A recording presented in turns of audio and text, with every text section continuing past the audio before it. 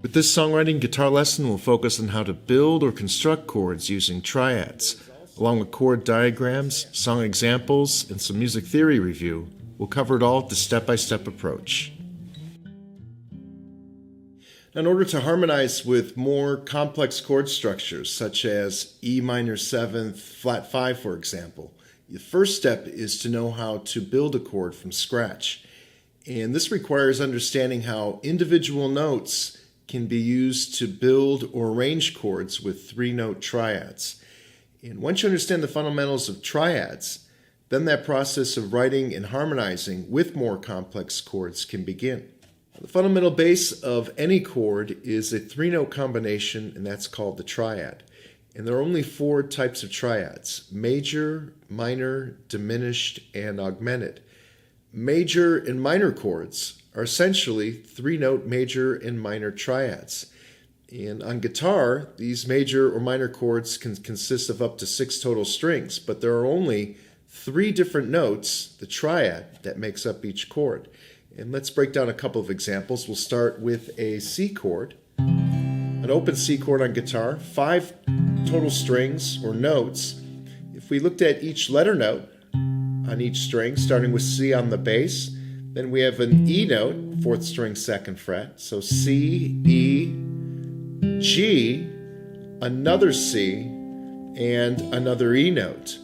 5 total strings, but only 3 different notes that make up a C chord, C, E, and G, and that's the C triad. Another example, we'll go to an open G chord, 6 total strings. Breaking down each letter note, we have G as the bass note, B, D, G again, B again, and another G. 6 total strings, but only 3 notes, G, B, and D, and that is the G triad, G, B, and D. Now, understanding both degrees and the major scale are both essential to understanding how chords are constructed and named, and that applies even to basic 3-note triads. So we're going to do a quick review in this clip of both, starting with the major scale. The Do, Re, Mi sequence, which a lot of people practice as just an exercise, but it actually comes in handy for explaining more advanced aspects of music theory, such as triads. We're going to go over the quick example of the major scale interval pattern in C, starting with the C note on the 2nd string, 1st fret. It's an interval pattern that it consists of steps or intervals. A real quick review of this would be a whole step, another whole step, a half step, whole step, whole step, whole step, half step.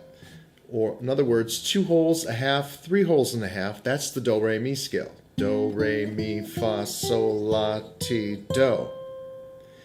Now, degrees are numbers used to describe the notes or intervals within the major scale. And to determine the degree of a particular note within the major scale, you simply follow this interval pattern and count up the pattern starting with the number 1. So the first degree in the key of C is C. The second degree is D. Third degree E. Then the half step to the 4th degree is F. 5th degree in the key of C, G. 6th degree A. 7th degree B. And then we go back to C again with the 1st degree. This interval pattern using degrees is universal, and that helps explain, again, these more advanced aspects of music theory. For example, if we go to G and apply the same interval pattern, which is Do, Re, Mi, Fa, Sol, La, Ti, Do. 1st degree in the key of G would be G. 2nd degree, A. 3rd degree, B. 4th degree, C. 5th degree, D. 6th degree, E. 7th degree, F sharp. And 1st degree, G. Spelling out triads involves matching each letter note of a triad to its corresponding degree from the major scale. So from our previous example, the C, E, and G notes that make up a C chord will correspond to the 1st, 3rd, and 5th degrees of the C major scale. So a C major triad can be spelled out with either letters C, E, and G, or with degrees 1, 3, and 5. But since degrees are universal and you can apply them to any key, every major triad is spelled out 1, 3, 5.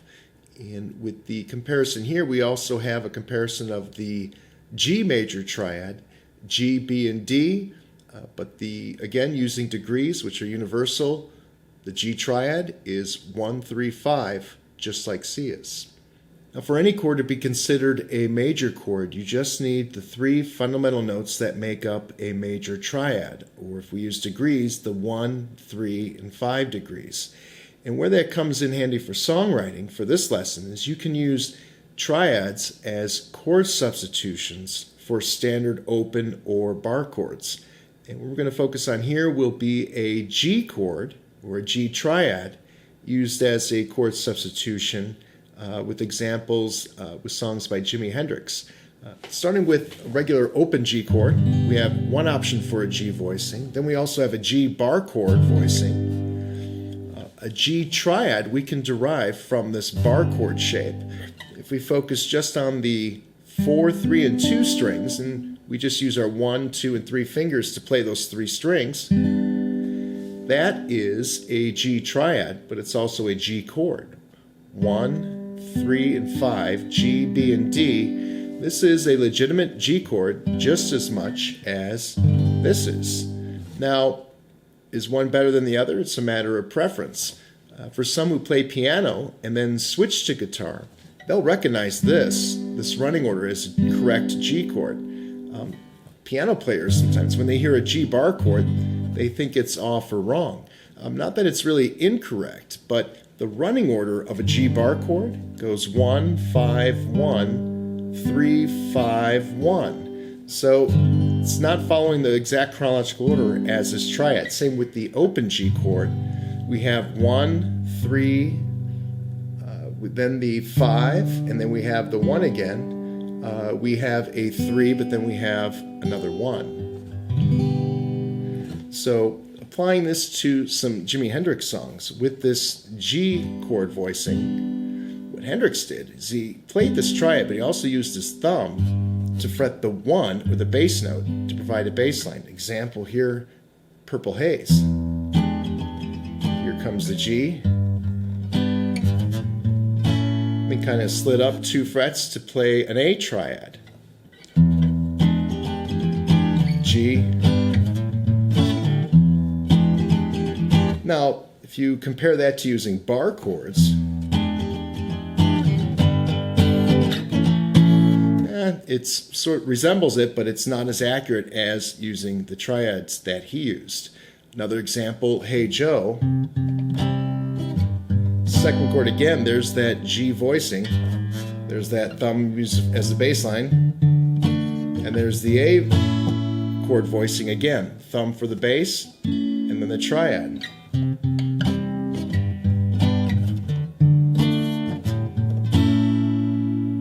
And then there's also Castles Made of Sand. There's that G. So main focus of this lesson is really to introduce triads as a way to start building into more complex chords. But also what we're getting is that you can use triads as chord substitutions for standard open or bar chords. To spell out a minor triad, you match each letter note of a triad to its corresponding degree from the minor scale. For example, an A minor chord is a triad of A, C, and E notes, which correspond to the first, flattened third, and fifth degrees from the A minor scale. So an A minor triad can be spelled out with the letters A, C, E, or with the degrees 1, flat 3, and 5. And since degrees are universal and apply to any key, every minor triad is spelled out as 1, flat 3, and 5. Now, there is only one note that differentiates between a major and a minor triad, and that is the flattened third degree. And this flattened third degree is essential to anything in music that is minor. Whether it be a chord or a scale, If it has the term minor, you know that chord or scale contains a flattened third degree. So understanding this fundamental base right now with the minor triad will help you later on in working with, for example, minor seventh or minor ninth chords. And that flattened third degree, as far as the sound, the ultimate example would be comparing an E major to an E minor chord. If we did an arpeggio with an E major chord, an open one, that last note is the third degree for major. Now if we lift that first finger, we flatten that third degree. And there it is as far as hearing the tone or the mood difference. That's the fundamental difference between a major triad and a minor triad. And 99% for most of you of the triads you'll use will either be major or minor, or even the chords you use, the bass will be major or minor triads. But you can also, if you're curious, look into the diminished and augmented triads as well. And with this comparison chart here, you can compare how all four chords or triads are constructed, and also you can play the triads and compare the moods as well. Now, one common mistake a lot of students make regarding the application of degrees is confusing the primary chord degrees, which are 1, 4, and 5 degrees, with the individual degrees, 1, 3, 5 or 1 flat 3, 5, that make up a particular chord or triad. For example, in the key of C, each of the primary chords, the 1, 4, and 5 chords, C the 1, F the 4, and G the 5, well, C, of course, is the 1 degree. F is the 4th degree in the key of C. G is the 5th degree in the key of C. But the makeup of each of these chords is 1, 3, 5. C chord has 1, 3, and 5 degrees. So does F in relation to F being the 1. And so does G in relation to G being the 1. And what we have here is an example comparing the major scale degrees, primary chords, along with the triad. From any 3-note triad, you can add extra notes to construct or build 4, 5, even 6-note chords on guitar. And adding just one note to either a major or a minor triad will produce a 4-note chord with more harmonic color or tone compared to the original triad. And the most common 4-note chords are 7th-type chords. And the 3 most often used 7th-type chords are the dominant 7th, the minor 7th, and the major 7th. And in the upcoming clips, we're going to break down how each chord is built or constructed.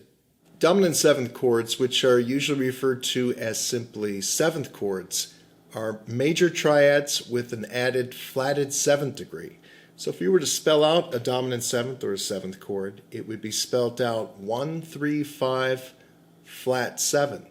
Now that flatted 7th degree, that's not part of the major scale interval pattern that we covered previously. Again, reviewing the key of C, the degrees, 1, 2, 3, 4, 5, 6, 7.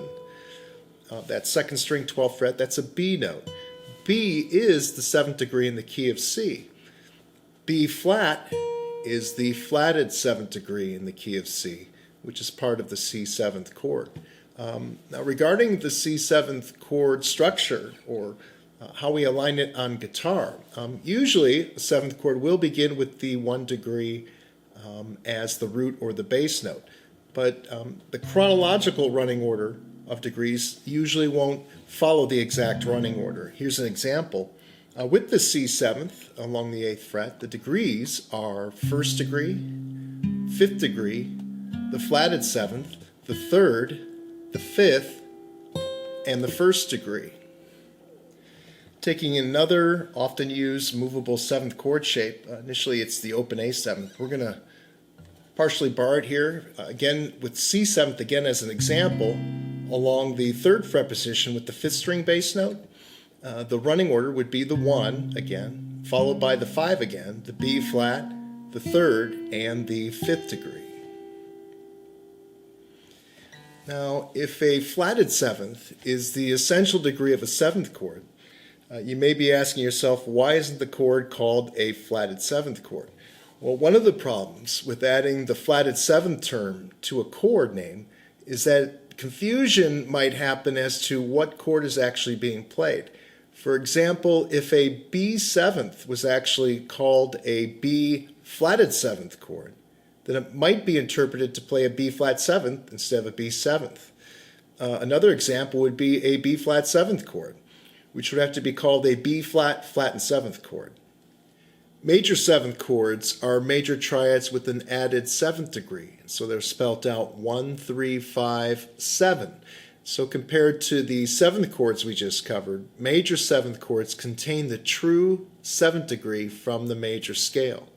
And let's go over a couple of common chord shapes again for a movable major seventh chord.